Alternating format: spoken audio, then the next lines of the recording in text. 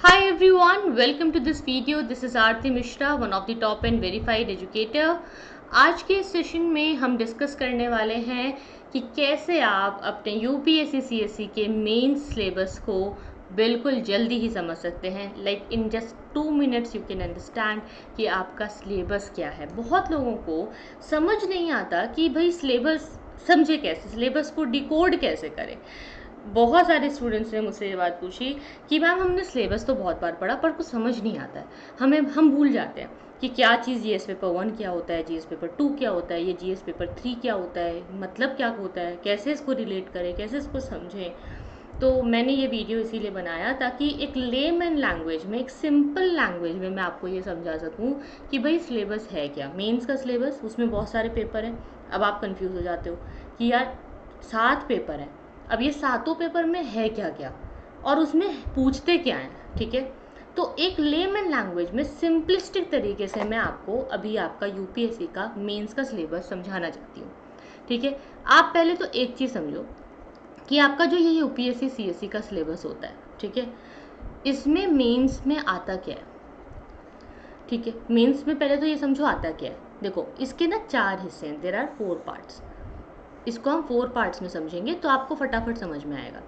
पहली चीज़, कुछ होते हैं आपके कंपलसरी पेपर जिनका आपके एग्ज़ाम में, आपके रैंक पर कोई असर नहीं पड़ता. ये जस्ट क्वालिफाई करने के लिए होते हैं, ये आपको बस क्वालिफाई करना होता है. दूसरा होता है आपका एस्से का पेपर, ठीक है, जिसमें आपको एस्से लिखना होता है. फिर आता है आपका जनरल स्टडीज़ का पेपर जिसमें आपके जीएस के टॉपिक्स हो जाते हैं. और चौथा होता है आपका ऑप्शनल. ठीक है, चौथी जो चीज़ है वो है आपका ऑप्शनल. ठीक, इस चीज़ को समझ लेंगे और ये क्लैरिटी रखेंगे कि कोई डाउट नहीं रहना चाहिए इसमें, मतलब क्या आता है क्या नहीं आता है, क्यों करना है कैसे करना है. इस बीच में एक और चीज़ होती है, वो होता है आपका एथिक्स. ठीक है, मैं इसमें आपको ये 4 चीज़, पहले तो ये समझो कि यूपीएससी सीएससी में पेपर हैं क्या.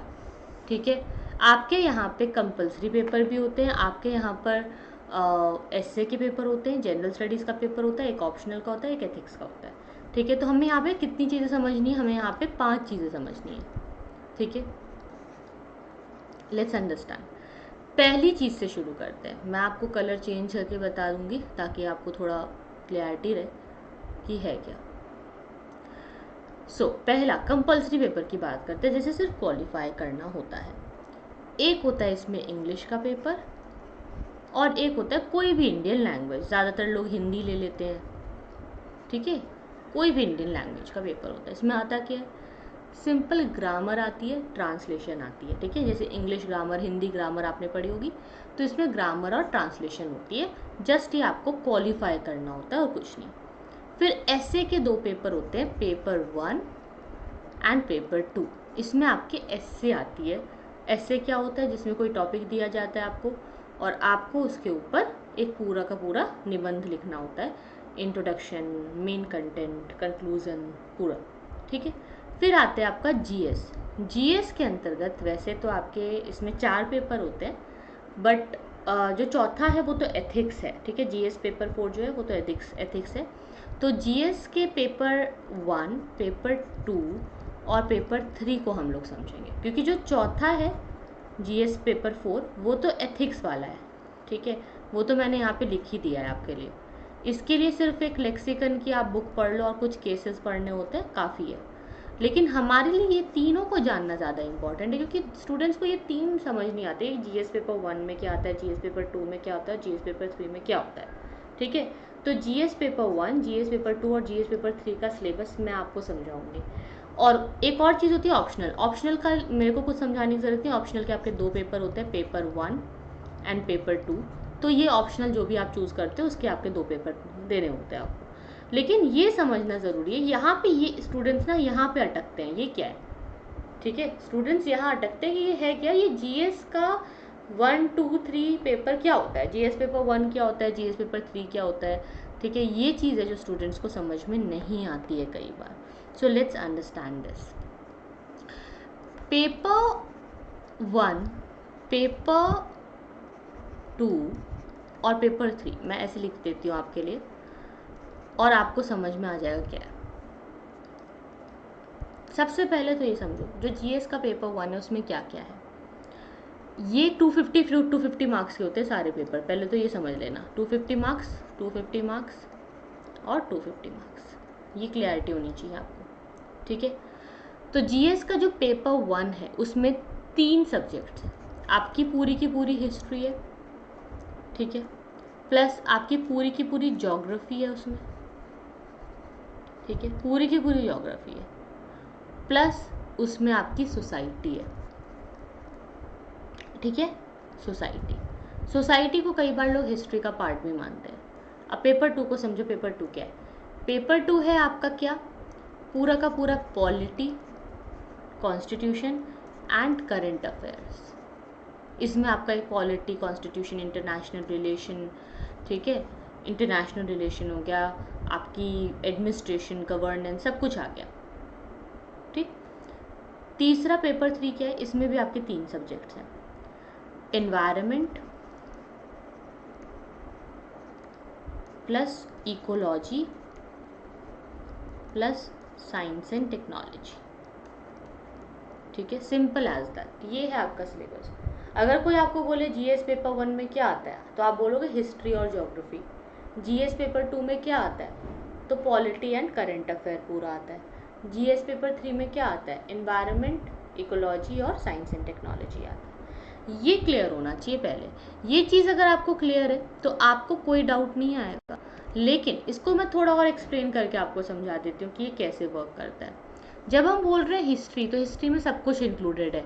Ancient history, medieval history, modern history, art and culture, world history, सब कुछ आ गया। जब मैं बोल रही हूँ ज्योग्राफी, तो इंडियन ज्योग्राफी, वर्ल्ड ज्योग्राफी, सारे मैप्स आ गए आपके, सब कुछ। सोसाइटी अगर मैं बोल रही हूँ तो पूरी इंडियन सोसाइटी, ठीक है, एंशियंट से मॉडर्न टाइम तक पूरा डेवलपमेंट। करंट अफेयर में आज क्या हो रहा है, आज भारत के समाज कैसा है, आज भारत के समाज में क्या क्या हो रहा है, वो सब कुछ, ठीक है, आज प्रेजेंट तक पूरा आपको भारत की सोसाइटी का पता होना चाहिए। पॉलिटी मतलब पूरी पॉलिटी, इसमें सब कुछ, सेंटर, स्टेट, ठीक है, लेजिस्लेचर, एग्जीक्यूटिव, जुडिशरी, ठीक है, आपका local government, state government, union government, सब आ गया। करंट अफेयर में एवरीथिंग, पूरा आपका द हिंदू आ गया, आपकी मैगजीन्स आ गई, मंथली मैगजीन्स, योजना, Rajya Sabha TV, PIB, everything is included. International relation मतलब एंटायर इंटरनेशनल रिलेशन, स्पेशली आपकी साउथ एशिया की जो भी पॉलिटिक्स है वो ज़्यादा आपको पता होना चाहिए, और इंडिया को उससे रिलेट करना है। Everything related to India you should know. पूरा का पूरा आपका गवर्नेंस आ गया, ठीक है, पूरे के पूरे गवर्नेंस के क्वेश्चन, एडमिनिस्ट्रेशन के क्वेश्चन आपको पता होने चाहिए। और एनवायरनमेंट मतलब पूरा आपका जो बायोम्स हैं, सब कुछ उसमें आपको कवर करना है। इकोलॉजी जो है, सॉरी, एनवायरनमेंट एंड इकोलॉजी की बात है, प्लस इकोनॉमिक्स, इकोनॉमी, मैं इकोनॉमी लिखना भूल गई थी। इकोनॉमी भी आपका जीएस पेपर 3 है। तो इकोनॉमी मतलब एंटायर इकोनॉमी, ठीक है, मॉनेटरी पॉलिसी, फिजिकल पॉलिसी, सब कुछ, और साइंस एंड टेक्नोलॉजी, ये पेपर है आपका। तो कई स्टूडेंट्स ना ये नहीं समझ पाते। पेपर 1 मतलब हिस्ट्री, ज्योग्राफी, सोसाइटी, पेपर 2 मतलब पॉलिटी, करंट अफेयर, और पेपर 3 मतलब पूरा एनवायरनमेंट, इकोलॉजी और इकोनॉमिक्स। ये समझना है आपको। ये बहुत सिंपल सी बात है, ये बहुत छोटी सी चीज़ है, बट स्टूडेंट्स ये चीज़ नहीं समझ पाते। बाकी आपके 2 ऑप्शनल के पेपर हो गए, और फिर आ गया आपका एक एथिक्स का पेपर, जिसको मैंने बताया, जो कि जीएस पेपर 4 भी आप उसको बोल सकते हो, या आप एथिक्स बोल लो।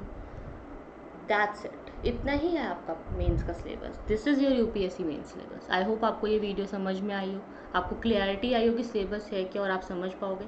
और अगर आप 20 बुक्स को फ्रीली लेना चाहते हो, अनअकैडमी की जो 20 किताबें हैं ये आपको फ्री मिलेंगी, जो कि 10,000 रुपीज़ की हैं। ये आपको 14 अप्रैल से पहले अगर आपने 1 ईयर का सब्सक्रिप्शन लिया तो आपको फ्री मिलेगा। तो ये आप आइकॉनिक भी ले सकते हो, प्लस भी ले सकते हो, जो आपको अच्छा लगे ले सकते हो, by using the referral code top 10। Top 10 is my referral code. You can take the Unacademy plus subscription by using this code. And अगर आप ऑप्शनल के साथ लेते हो कॉम्बो में, तो आपको ज़्यादा फ़ायदा होगा, क्योंकि आपको जीएस के साथ ऑप्शनल प्रिपेयर करने का मौका मिलता है। आप प्रीलिम्स के, मेंस के, इंटरव्यू की सारी तैयारी कर सकते हो। तो आप प्लस सब्सक्रिप्शन भी ले सकते हो, आइकॉनिक सब्सक्रिप्शन भी ले सकते हो, और एनसीईआरटी एनसीईआरटी बैचेस जो हैं यूपीएससी सीएससी के प्रीलिम्स के लिए, मेंस के लिए सारे बैचेस हैं आपके पास। मिशन विक्ट्री बैच है, एमसीक्यू बैचेस हैं, हिंदी इंग्लिश बाइलिंगुअल सभी क्लासेस हैं। ठीक है, आपको जो भी बैच ज्वाइन करना है 14 अप्रैल से पहले ज़रूर ज्वाइन करें। और हमारे पास अभी नया सब्सक्रिप्शन का ऑफर चल रहा है कि अगर आप टॉप 10 के कोड से अनअकैडमी प्लस का सब्सक्रिप्शन लेते हो तो आपको 10% डिस्काउंट तो मिलेगा ही, नो डाउट। साथ ही साथ आपको 4 मंथ्स का एक्सटेंशन भी मिल रहा है, मतलब प्रीलिम्स के 2022 तक आपका सब्सक्रिप्शन वैलिड रहेगा अगर अभी आप 1 ईयर का सब्सक्रिप्शन लेते हो। और अगर आप प्रीलिम्स के 2023 तक चाहते हो कि ये वैलिड रहे तो आप 2 ईयर्स का सब्सक्रिप्शन ले सकते हो। तो जो भी अच्छा लगे आप ज़रूर लो। ये 28 तारीख से पहले लेना है। और हर संडे 11 बजे अनअकैडमी का फ्री कॉम्बैट टेस्ट सीरीज़ देना ना भूलें। और इससे रिलेटेड कोई भी जानकारी अगर आपको चाहिए तो मुझे आप कमेंट्स में बता सकते हैं। आज के लिए इतना ही। Thank you so much for watching. See you then, take care, bye bye.